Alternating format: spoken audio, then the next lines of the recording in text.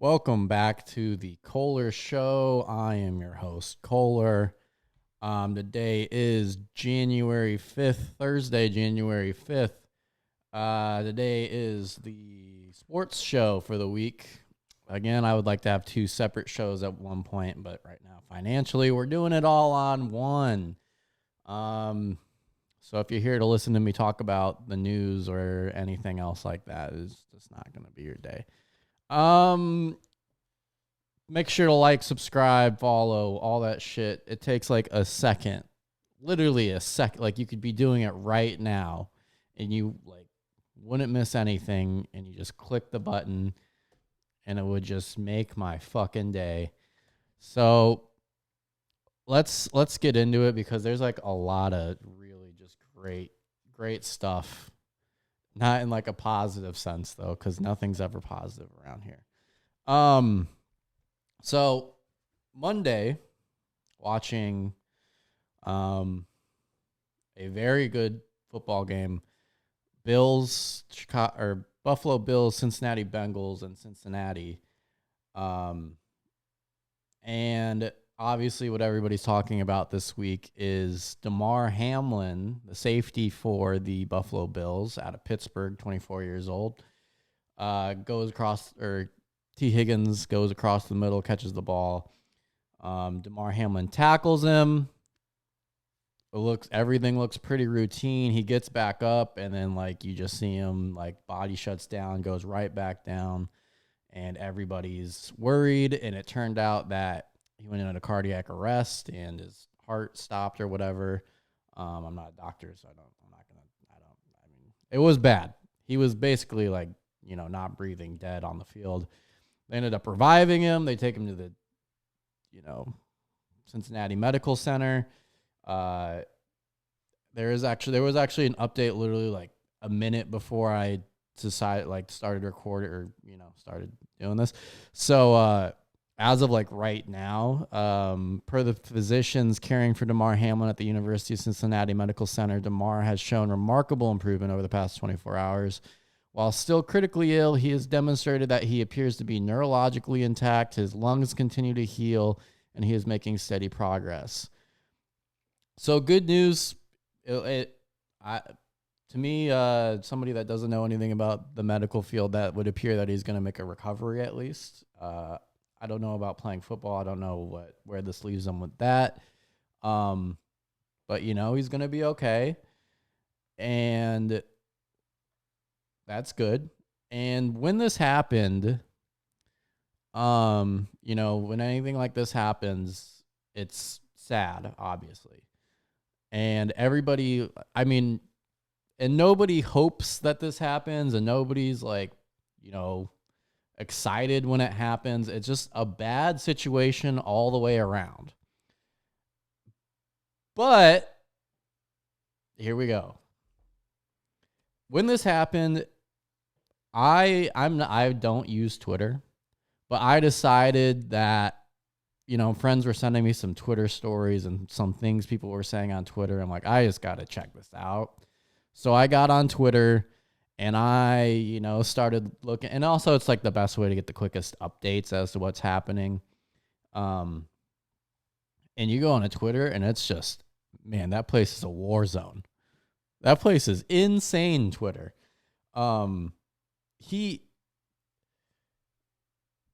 It's a bad situation, but I think this is just like a modern day thing. And the fact that there's just so many people on Twitter, just their opinions are out there. And like, I think like maybe like 5 people in this country at this point should have an opinion. Like there's like, it's ridiculous what people are saying when things like this happens. And immediately, because everybody in America is just obsessed with this, like, oh, there needs to be some kind of story out of everything. So they needed to find a villain, and everybody was just everybody was just, thoughts and prayers. I saw one guy posted, Damar Hamlin goes down with an injury, and then the Whopper commercial from, Burger King came on, and Whopper, which is something that actually happened.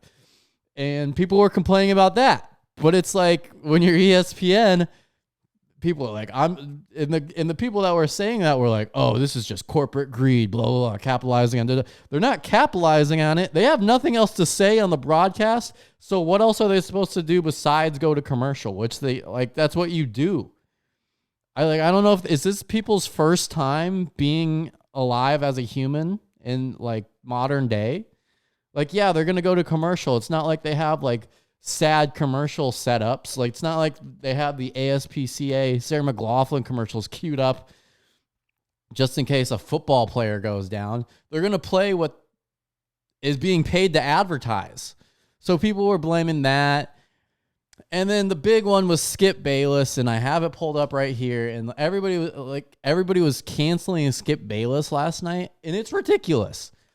I'm gonna read exactly what Skip Bayless said, word for word, from the moment the play happened until like that night when everybody wanted to cancel him. So, first thing Skip Bayless says: not exactly sure what happened to Damar Hamlin. Players on both teams are shaken. Ambulance on the field. CPR administered. Can't remember play being stopped for this length of time. Just said a prayer to him and his family. Okay. And that was the thing is, if you weren't saying thoughts and prayers, and there's a great Anthony Jeselnik bit about this on one of his specials, Thoughts and Prayers. If you weren't saying that, just that, if you had any other questions then you were wrong in Twitter's world, and you should be canceled. And like, yeah, like it's a sad thing, and yes, you should hope that he fully recovers, but there are other questions to be asked, like what are they going to do with the game? Like, they shouldn't play the game, right? And that's what everybody was saying. Which is everybody that sensitive that you can't say they shouldn't play this game anymore? Like, continue with Skip Bayless. I've seen so many horrific injuries suffered on football fields, yet never have I seen a reaction like this. In every other situation I witnessed or covered, the game always went on fairly quickly. The attitude was, hey, that's football. For these players, this was different. Again, true. This isn't the one he came under fire for, but it's when you suit up to play football, there is a chance that something's going to happen to you. It's something that everybody that plays football knows. And I've seen a lot of things this week with like, oh, wives are scared now for their husbands to play. It's like, this has always been a risk. Now, something like this hasn't happened since 1971, which is good. And safety has gotten much better in the NFL, for as much as people like to bash on it and like how the NFL doesn't care and all they care about is money. If you're the NFL, yeah, the games need to be played. That's like the point of the sport, is the games are played. And at times, like, yeah, it's kind of like we've seen guy like Ryan Shazier got paralyzed on the field after a hit, and they've done things to correct that with your head and stuff, with how you tackle and training and making certain plays illegal and hits illegal, and the way people tackle. And it's, necessary, but also it's not like it's what you sign up for. And you make millions of dollars to do it and take that risk. And if you're at that level of athlete, which, don't get me wrong, if I was at that level of athlete, I would sign up tomorrow to do it. If they said you got a spot on an NFL roster tomorrow, I would sign up to do it, and I would risk my life to do it. And I'm not the only one. I can guarantee you that. It's part of it. I'm sorry. It's always going to be part of it. We're always going to be risking this every time a football game is played, and there's hundreds played every year. From the age of fucking middle school, even younger, which you shouldn't if you're younger, but regardless. Middle school to fucking 40-year-old men are playing football, and it's never going to stop, and it should never stop. It's just people need to realize sometimes there's risk to the things you do to make money. And that's true with Alaskan crab fishermen. It's true with football players. Football players are just much more fun to watch, I guess, if you ask me. Anyways, next Skip Bayless tweet.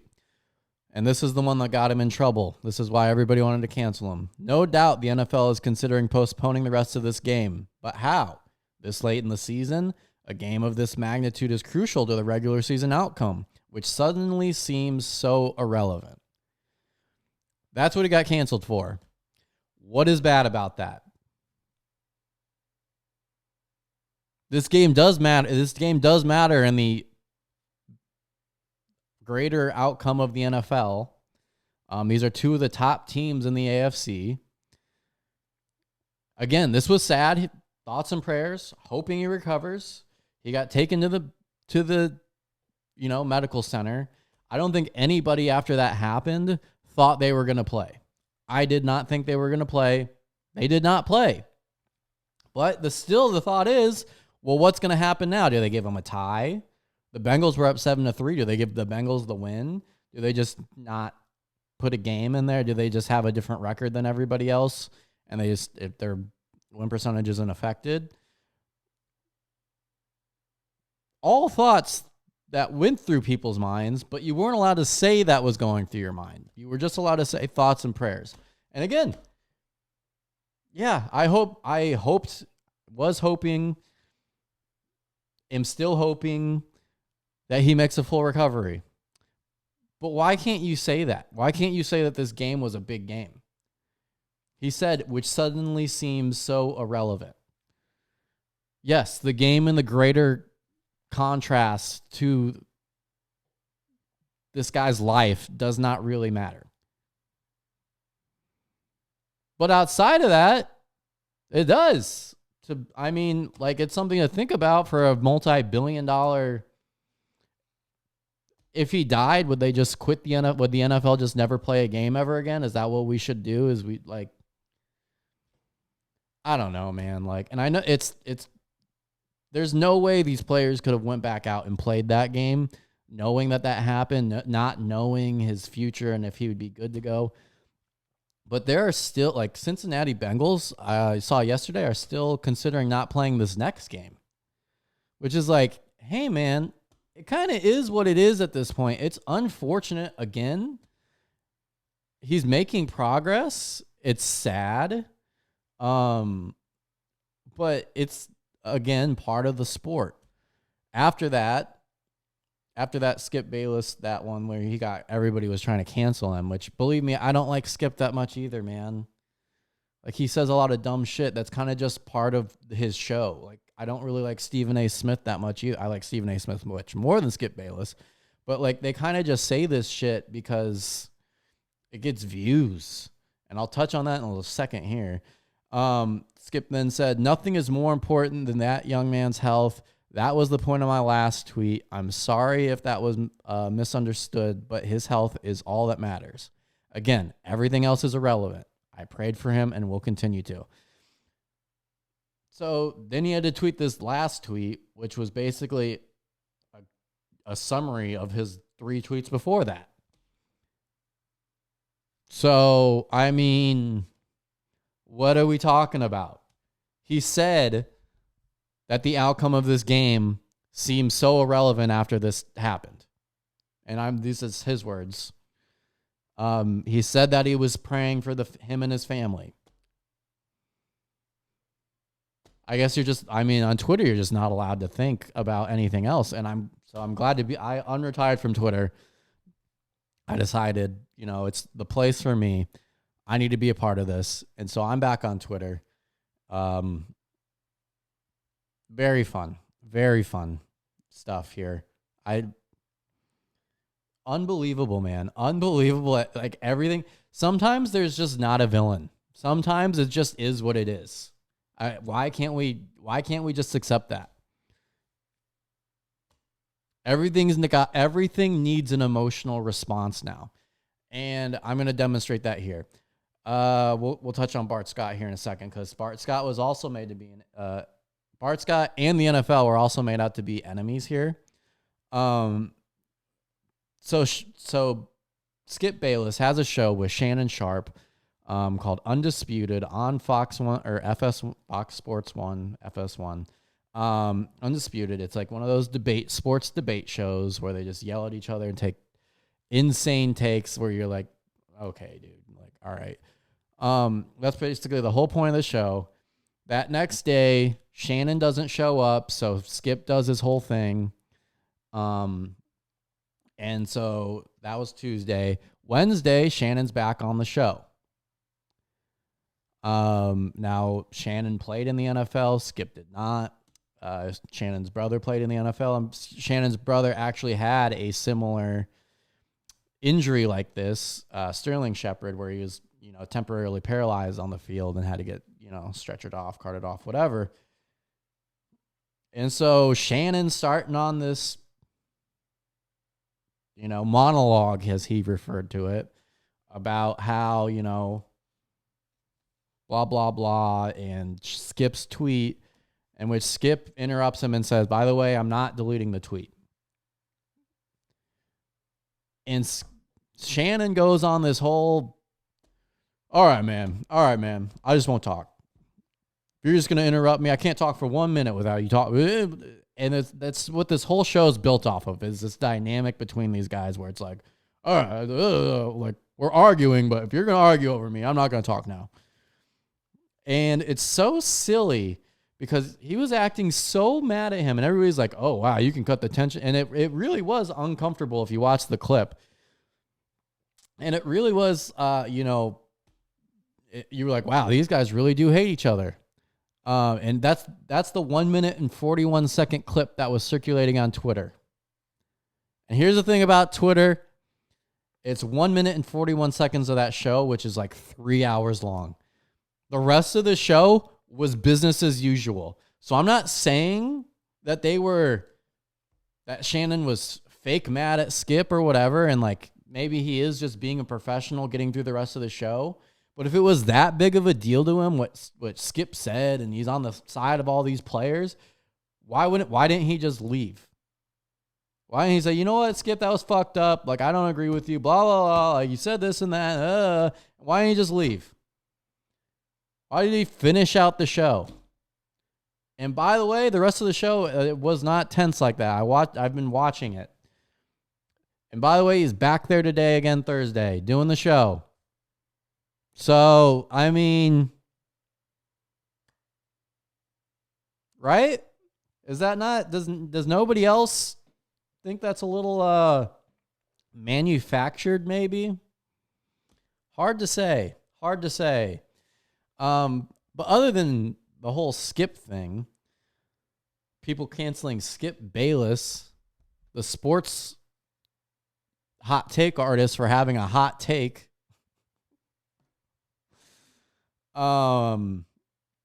People were trying to make an enemy out of the NFL. During the broadcast, was it Troy Aikman and Joe Buck? Troy Aikman and Joe Buck said, well, they're giving the team 5 minutes to warm up before they have to play the game again. Which Troy Vincent, who used to play for the Bills and is now vice president of, it's not the Players Association, but NFL executive vice president. So not vice president of the Players Association, but just the NFL, the whole thing. Yeah, they never told them that. And by the way, that's just standard what you're supposed to do in an NFL game. Obviously, this was different because, the guy was like basically dead. But they never said they needed to warm up. Also, by the way, like the coaches were there talking and they're like, Zach Taylor came out, great guy, obviously was like, hey man, we're not playing this game. They didn't. They both went into the locker room. Something that hasn't happened since 1971, and you're acting in real time. Everybody was like, are they going to play the game or not? And I don't think anybody there ever was like, yeah, we're going to play this game. Like, it didn't look like that. It didn't seem like that. But everybody was getting mad at the NFL because you have to get mad at somebody. It's just like, bro, chill a minute. Like, everybody needs a bad guy. But the thing is, everybody was hoping this guy was fine. Everybody. There was no bad guy in this situation.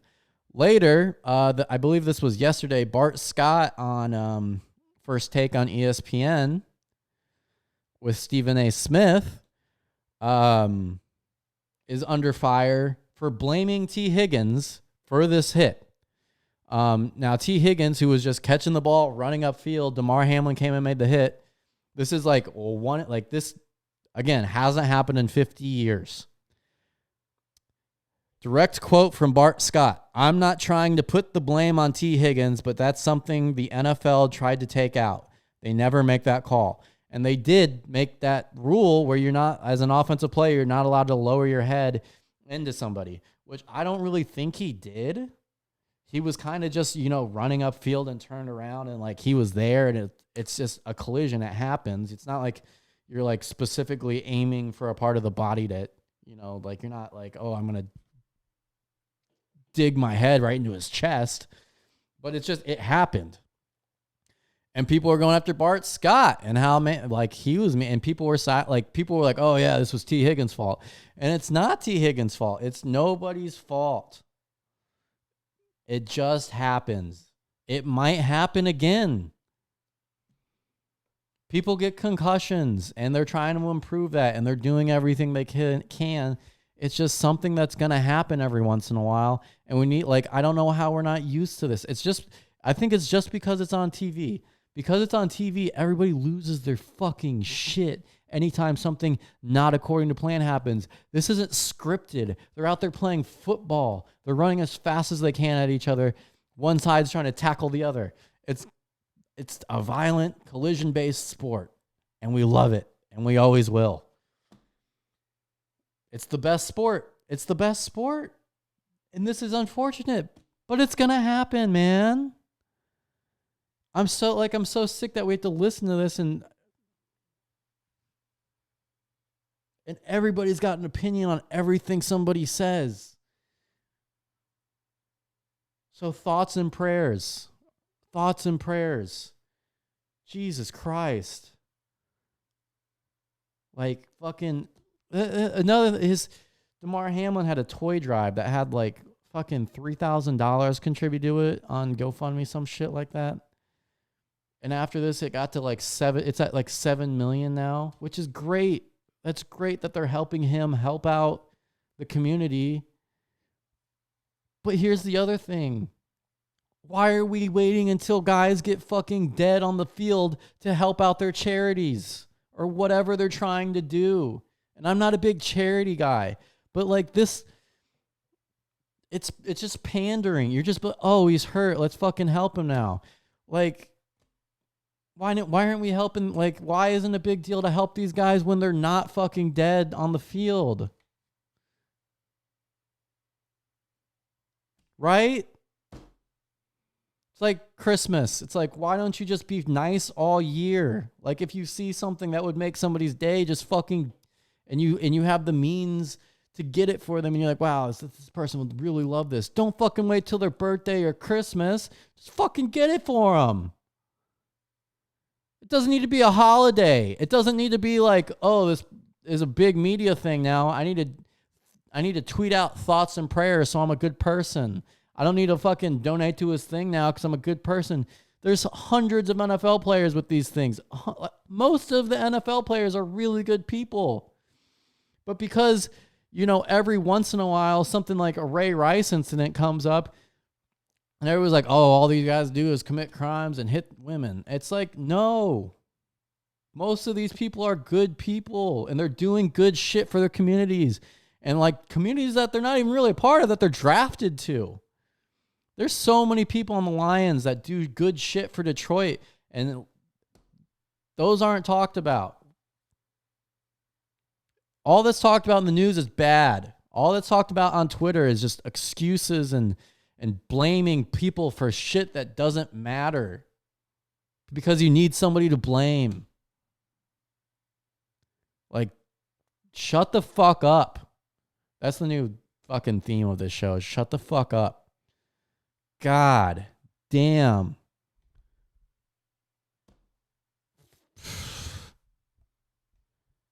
Yes, the game should have been canceled, but there was other things going on too.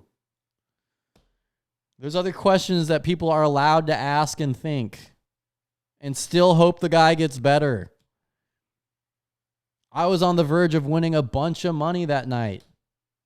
I was ranked top 25 in DraftKings with Joe Burrow, James Cook, Jamar Chase, Stephon Diggs, and Hayden Hurst and Tyler Boyd still to go. I could have won a ton of money. Was I wondering if the game would keep going? Yeah. Was I also hoping that the guy got better? Yeah. Did I care that the game didn't go on? It would have been nice to win a bunch of money. But you know what? There's no way these guys could have went out and played.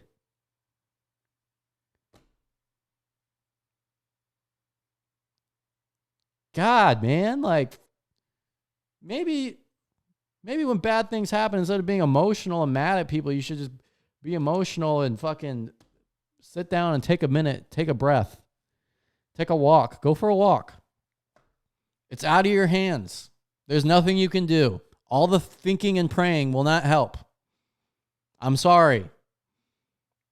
The UC medical staff is what's going to help. And they're one of the best trauma centers in the world.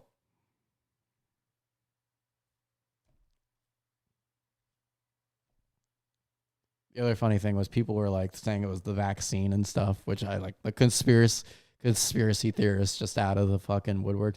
And, you know, they're going to be like, oh, it wasn't a conspiracy. COVID wasn't a conspiracy. Like, all this stuff's come out that it's true. It's like, just fucking let the guy, like, let it be. Let it be. Jeez Louise, man.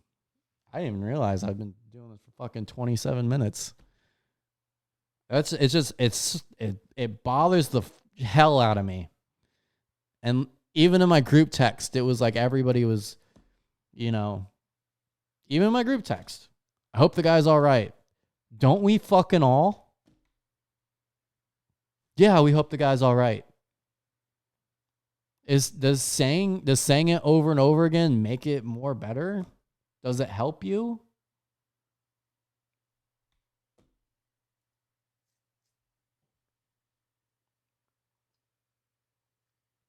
Sorry if I seem insensitive here, but I feel like that's an appropriate reaction to have to everybody being mad at everybody over an unfortunate situation. It's like if you got stranded on an island and instead of building a shelter and starting to find ways to get off the island, you were just like, well, it's because that guy didn't fill up the gas tank all the way. Oh, and that guy he didn't see the fucking storm coming, so he went straight through it. And like fucking the guy in the back of the plane didn't get the parachutes ready in time, so we couldn't jump over when there was land. It's like the situation is what it is. You are where you are. Nothing's going to fix it. Nothing's going to change it that you're doing besides the people involved. It's sad. It's unfortunate, but it happened. Move on with your life. Thoughts and prayers. Anyways, I hope that was good. I hope that wasn't bad. I hope that doesn't sound like off. Sometimes I go on these rants on this show and then I listen back and I wonder how, like, you guys don't know how exhausting it is to listen to yourself back after, like, you work on this thing for 3 hours and then you have to go back and listen to yourself and you're just like, fuck, dude, god damn it. And then you think later, you're like, oh, that would have been funny to say there, but I didn't say it. Fucking god damn it. But that's part of the journey. Part of the journey of being a podcaster. Anyways, continue on with the NFL, and everybody should play this weekend. Again, I already read Damar Hamlin's doing better, which is great. I hope he plays again one day. That would be awesome. That would be a great story. Sports is about stories. And anyways, moving on to this weekend, I would just like to say how right I was about the Detroit Lions as I'm wearing my Lions hat. I'm a Lions fan through and through. But I made an episode. It was one of my first episodes back after the TJ Hawkinson trade. And everybody in Detroit, we were 1-6, and everybody was saying, like, oh, this team fucking sucks. Fire Campbell, fire Glenn. Cut Goff. Fucking, we don't need him. Defense sucks. We should have picked Trayvon Walker over Aiden Hutchinson. We shouldn't have traded TJ Hawkinson. Like, we gave up a fourth or a fifth rounder to Minnesota for, like, they're like, oh, why do we need more draft picks? TJ Hawkinson is a tight end. Technically, we got more for TJ Hawkinson than Roquan Smith, or the Bears did for Roquan Smith. But we need TJ Hawkinson, and these draft picks are bust. And Aiden Hutchinson had one game where he had 3 sacks, and he has had like one since then. Guy sucks. And here we are at, 8-8 right now, going for either above 500 season or, one game below 500. After the Detroit Lions start rattling off some wins. And what did I say? The team's young. It's one of the youngest in the NFL. I believe our oldest player is Michael Brockers, who's 33. And he isn't even really a big player on the team. I don't know what he does in the locker room, of course, but he doesn't even dress most weeks now. So the team's made it we have rookies all over the place starting. We have second-year guys starting all over on the roster, which are guys that were drafted. Same old Lions would have signed a bunch of guys. They would have been maybe hit or miss. They would have drafted players that don't play, and then we would have been, maybe 6 wins.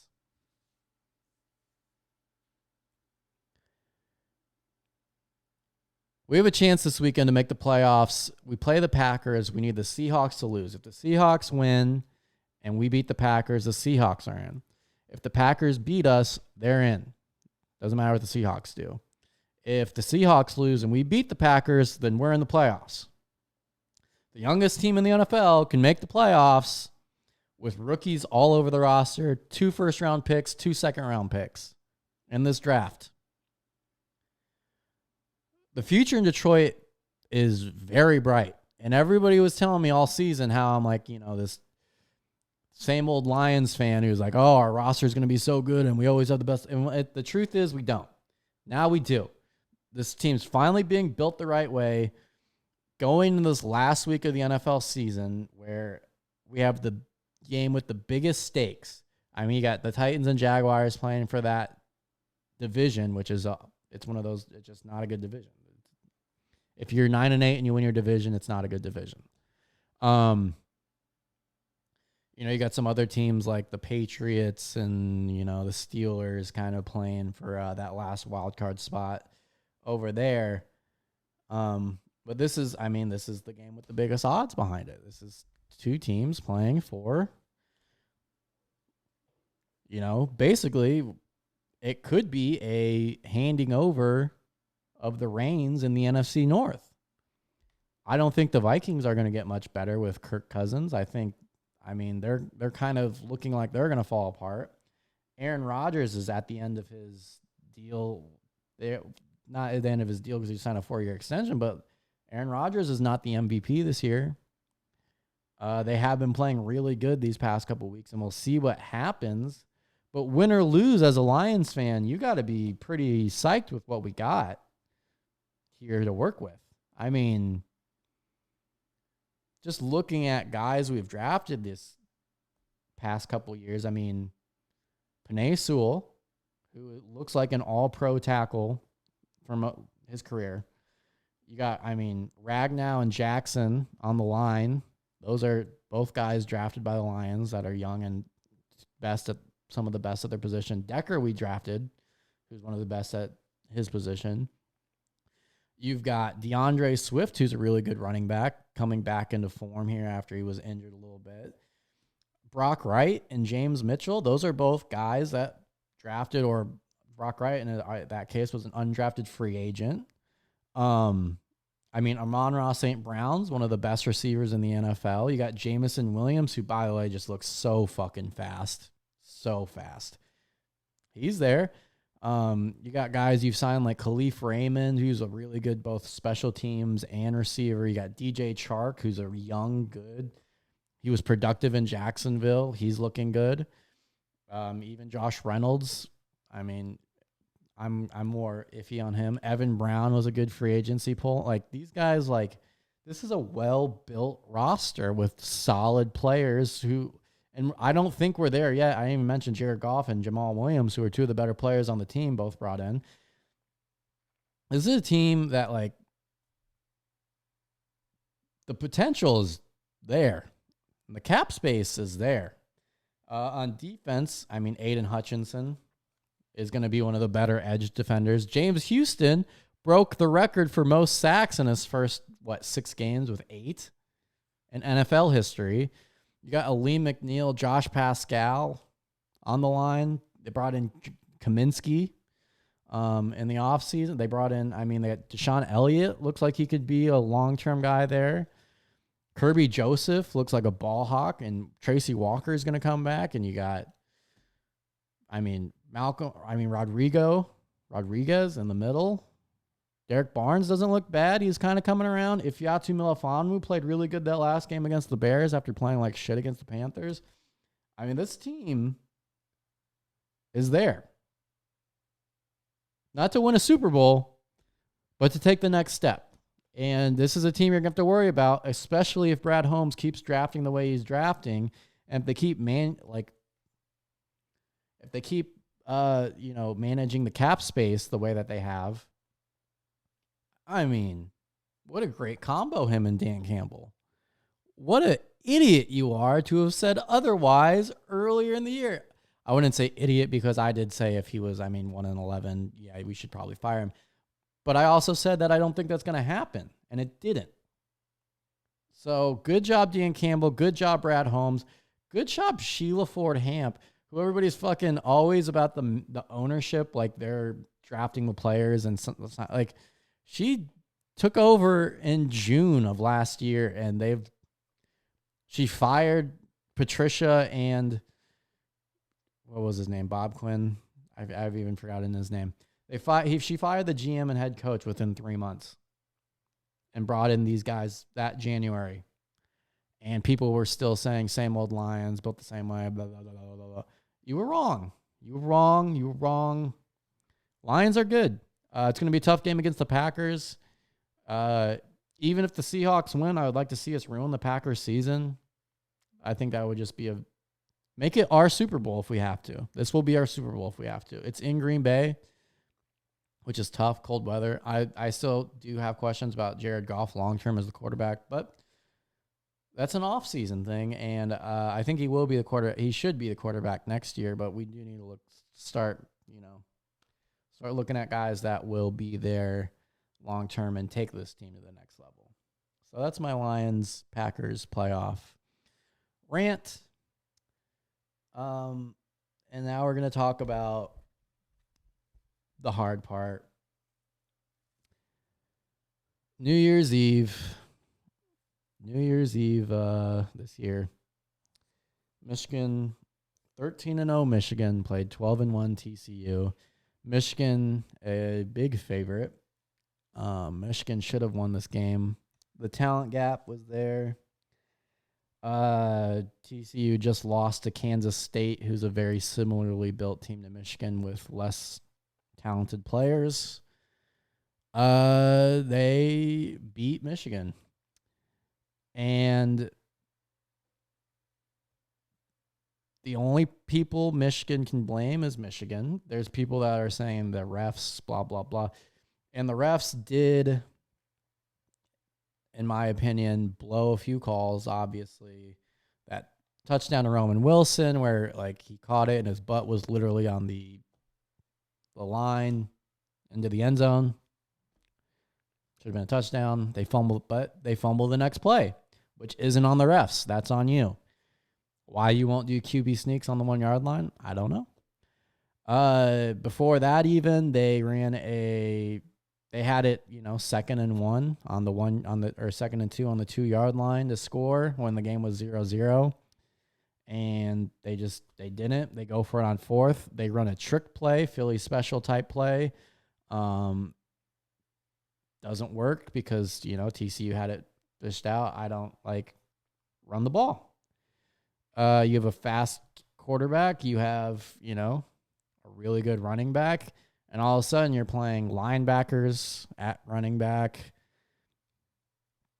You're getting pushed around by a 3-3-5, which is 3 defensive linemen against 5 offensive linemen. This is unacceptable for a team that back-to-back has won the Joe Moore Award, which is the award awarded to the best offensive line in college football. In tons of great players on this line, best offensive line in college football don't give up 4 sacks and 13 tackles for loss. 13 tackles for loss is unacceptable for the best offensive line in college football. He was McCarthy was under pressure the whole game too, which is not good. But when you have a guy, Dylan Horton for TCU, who I had no idea, and I keep up with players' draft rankings pretty intensely. Dylan Horton, who I had no idea who he was going into this game, had 4 sacks. 4 sacks. One guy. Unacceptable.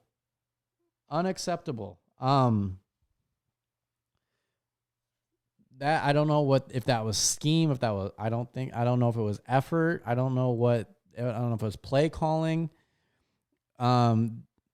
It's not a good stat to have. And it's one of the things that I think cost Michigan. Here are the things that I really thought cost Michigan. McCarthy threw 2 pick sixes after throwing, I think, 3 interceptions all year. That's not good. The 2 goal line, the Philly special, which was a weird 4th down call. It kind of reminds me of when they played Michigan State in the COVID year, and they were running like wildcat jump passes with the running back instead of just fucking pounding it in. Again, you have the best offensive line back-to-back years in college football. Just fucking run it again and again and again. That's your identity anyways.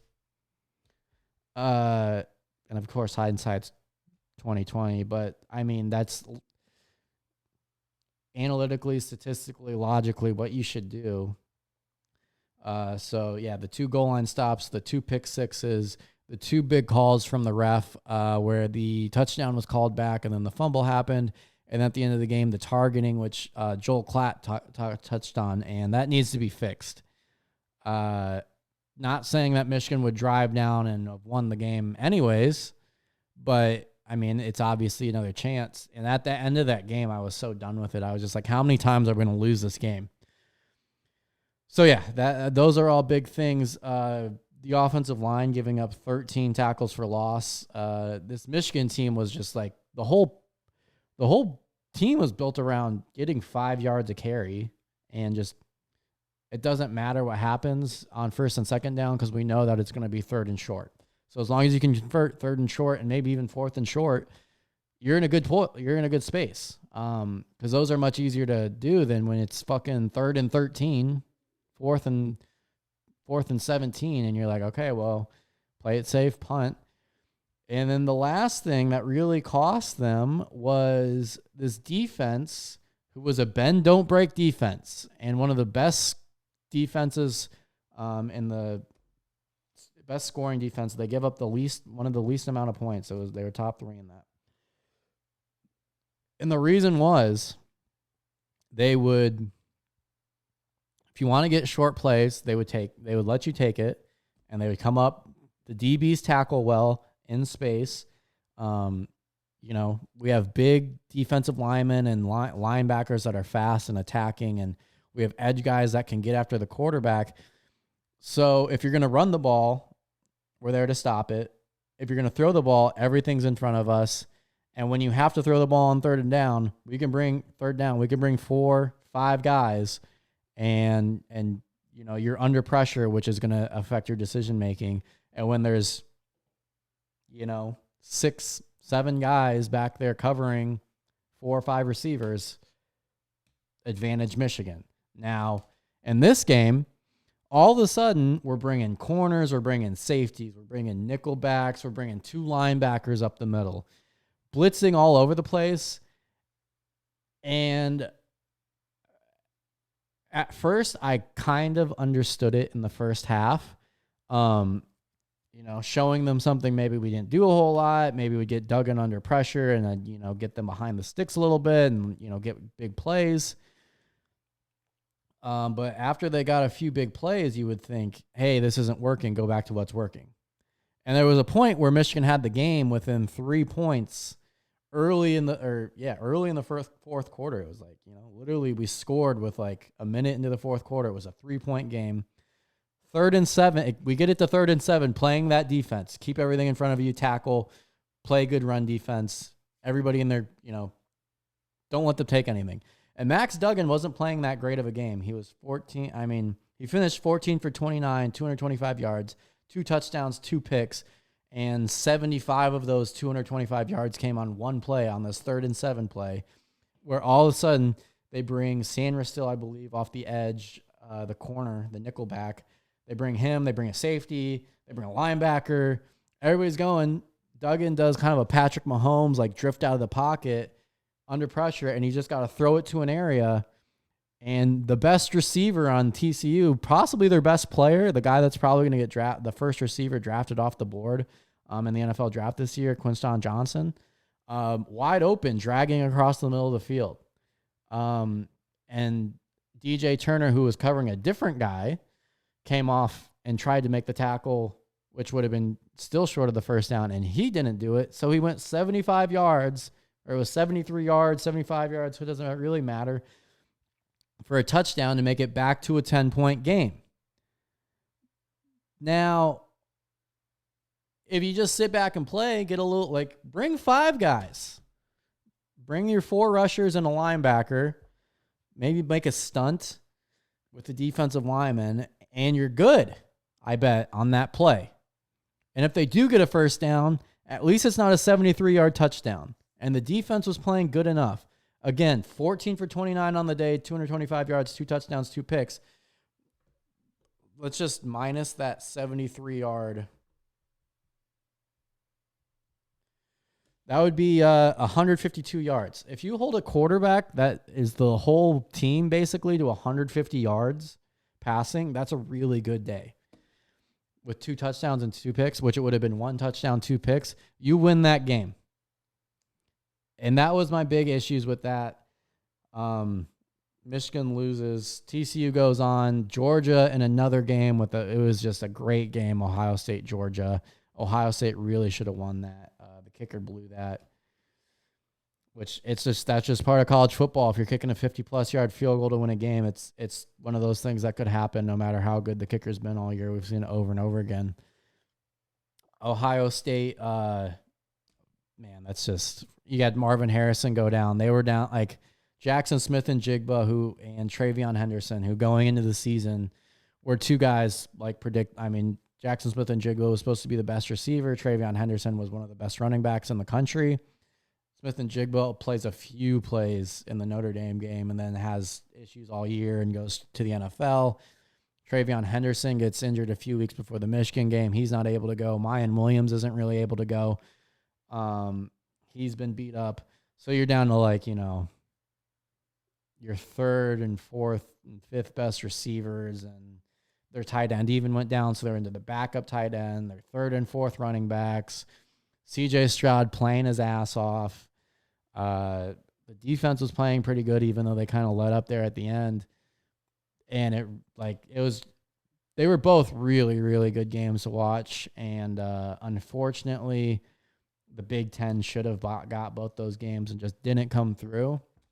So we're ending up with Georgia and Stetson Bennett and TCU and Max Duggan in the national championship game.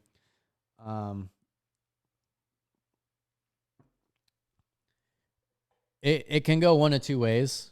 The first way it can go is the TCU miracle season keeps going and it's a close game and Max Duggan maybe pulls out some heroics at the end or not, which I just don't see it going that way. The other way going is Georgia, who, let's remember, going into these playoff games, they had a full month to prepare for them, which is a big deal. So with a week to prepare for your next team, I think Georgia is just too powerful. They run the ball well. Their defense is really, really, really good. NFL players all over. I think Georgia's going to kind of get up on them and then just kind of lean on them. And I don't think it's going to be particularly close. The spread at the time of this podcast recording is Georgia minus 12. The over-under is 62.5 points. I would take Georgia minus 12 and the under. I think this is going to be similar to the Georgia-Tennessee game where I think Georgia's going to kind of get up and then they're going to kind of, let TCU take their shots, but they're going to be playing it safe and there's nothing they're going to really be able to do with all that talent on the Georgia side. So I see this one. I would take Georgia minus 12 and the under 62.5 points on that one. And the one last thing I wanted to touch on, and this comes around every season for Michigan football after the season's over, NFL teams start calling Jim Harbaugh. Jim Harbaugh, the head coach for the Michigan Wolverines, he was a successful NFL coach for the San Francisco 49ers, 73% win rate with the Niners. He was third. He is third overall in winning percentage as far as NFL coaches go. I believe that's over 100 games. He every year, it happened last year with the Vikings where he was literally interviewing with the Vikings on National Signing Day. And he is, again, being sought after by teams like the Panthers, the Broncos, the Colts. And they're calling. And everybody's saying, oh, if he just gets offered this job, he's leaving. And I just don't see that happening. Especially with all these teams are like the Broncos not only don't have draft picks, they don't have cap space. Russell Wilson doesn't look like Seattle Seahawks Russell Wilson that won the Super Bowl. He's getting older. Older running quarterbacks fall apart faster than, older throwing quarterbacks. The Colts don't have a quarterback either. They do have Jonathan Taylor, who's a good running back. There's holes on the offensive line. So there's that. He did play for the Colts, though, as a player. I mean, there's that to think about.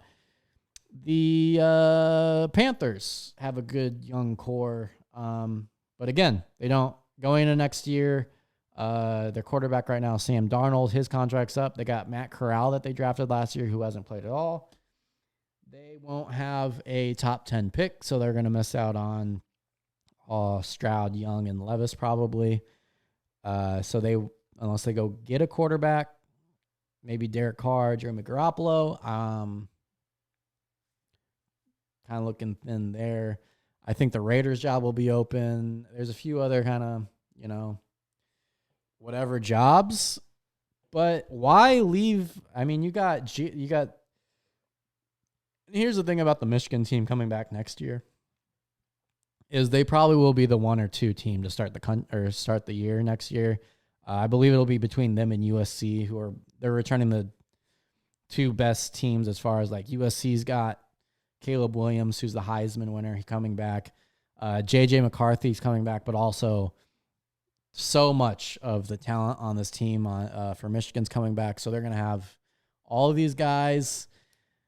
So he's got all these guys coming in, all these freshmen who look like there's a few contributors. He's got 7 transfers from other schools, and I'm going to say 5 or 6 of them are going to be starters or at least contributors, with the only one being a backup quarterback who's probably just going to, back up JJ. So why would you leave Michigan when you've lost in the college football playoff 2 years? You got a great team coming back. You're going to be a favorite to win it next year. I just don't see it happening. If it happens, there's a lot of people that are like, oh, you can't blame Harbaugh. And the only way I wouldn't be able to blame Harbaugh if it's a money thing, if the Broncos offer you $20 to $25 million, which Colin Cowherd is reported as possible, I mean, it's really hard to pass that up. But if he does Or if he doesn't do, if it's not that and it's, 9 million, 10 million, which I know like saying that on a podcast in my parents' guest house basement is crazy to say that difference. I don't think you should leave Michigan. Here's the thing is after the Minnesota Vikings thing last year with him testing the waters, which was well in his rights after what? Well, not maybe well in his rights because the team wasn't performing before that when he took a pay cut. And then he got an extension after that when the team did perform. He did prove everybody wrong, which is great. I'm not going to lie. I was a doubter after that Michigan State loss in the pandemic year. But he's turned everything around. They look good. He interviewed for the Vikings. He didn't get the job. He didn't take it. He took an extension with Michigan. And he said, this is done. I'm not going to go to the NFL. I'm going to stay. Quote, Jim Harbaugh, I'll stay as long as they'll have me, which means I'm here for life, is what that means.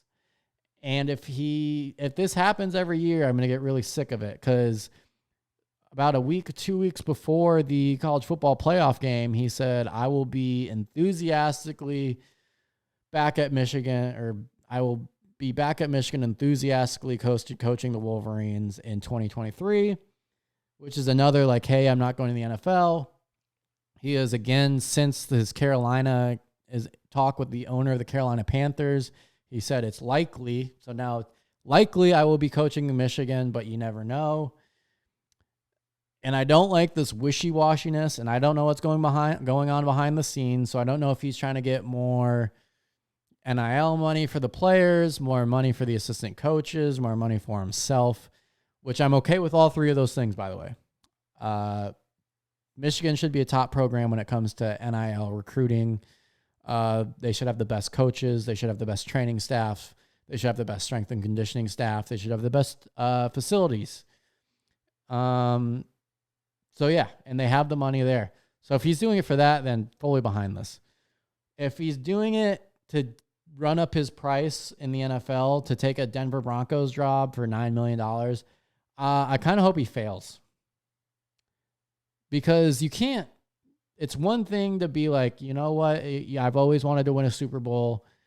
If the right opportunity presents itself, I might have to take it. And we don't know what happens, but I'm happy here at Michigan. If that's one thing to say, but to say I will be here as long as they have me, and you have a lifelong job at the University of Michigan, which is one of the premier colleges, one of the premier college programs in all of football, one of the premier jobs in football. And you say that, and you say, I'll be back 2023 before all this. And then after all this, now all of a sudden you're on the fence and then you leave. I'm going to be pretty upset. So again, I'm on his side as long as we're at this spot right here where we are, I'm on his side. If the Broncos offer him 25 million, there's no way you can really argue that. I mean, that's a lot more money than like defensive ends make in the NFL. Like it would be a crazy jump for coaching money. It would be the most a coach has ever paid, which, hey, if that's what the Broncos want to do and Jim wants to take it, go for it, Jim. But I don't want that back at Michigan. I would like a coach that wants to be at Michigan for the long term, long haul. Recruiting, I don't like going through a new coach every 5 or 6 years. I would really like a long term guy there that's successful. But hey, that's just my take, and we'll see what happens there. I think he stays. From everything, it looks like he should stay. If I was him, I would, yeah, I mean, you've got a job for your whole career. You live next. I mean, your family's there. You're settled in. To me, it's like the difference between $9 million and $10 million. I mean, obviously it's $1 million, but when you make that much money, like, does it really matter if you have to uproot your whole life and risk getting fired from a Broncos job in 2 years and Michigan not wanting you back? That's the question that he has to answer himself. So we'll see. I hope you stay, Jim. I hope you stay with us. I would love to have you for the rest of your career. But if not, then not. So yeah, that's all I really got. I got to a full hour today. Proud of myself. Again, I don't think you people understand how hard it is to just sit here and talk. And I'm doing it in complete silence, which is that's like the most difficult thing for me usually. Like, 'cause I'm just like, there's no music on in the background. The only thing I have is like a little fan. So yeah, it gets kind of like weird and creepy sometimes to just have my stream of consciousness flowing. But I did it. Full hour. I would like to get the episodes up to a full hour. I know that's a lot to listen to, especially when I'm doing 2 or 3 a week. But that's where we're at. So yeah, just another reminder to like, subscribe, follow. Fucking text me, email me, DM me with any suggestions, questions, anything you want to tell me about the show or that you think would improve the show. I'm willing to listen. If it's something stupid, like I have a friend named Carl who just suggests stupid shit all the time. Not to the show, but he just asks me stupid questions all the time. I might make fun of you, but that's just part of being friends with me. If you're listening to the show right now, we're friends. You know, I appreciate it. I appreciate you listening to the show. I'm going to try and get one more in this week. And you know what? Another great weekend for sports. Saturday, Sunday, Monday, NFL, college football. Enjoy it. Don't have a lot left. And hey, this has been the Kohler Show.